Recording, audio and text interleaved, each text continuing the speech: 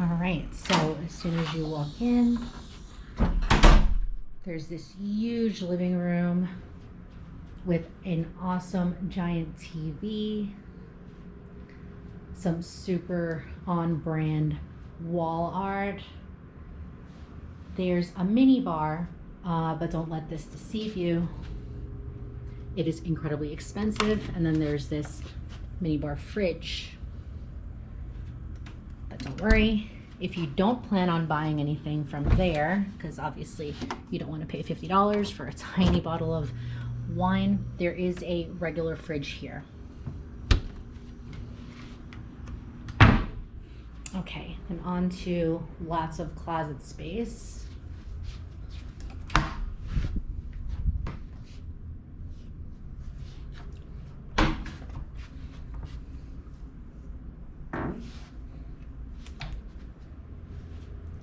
Here's the bathroom, toilet room, really awesome shower. You can see there's a tub. Now here's the bedroom. There's a pocket door here for some extra privacy.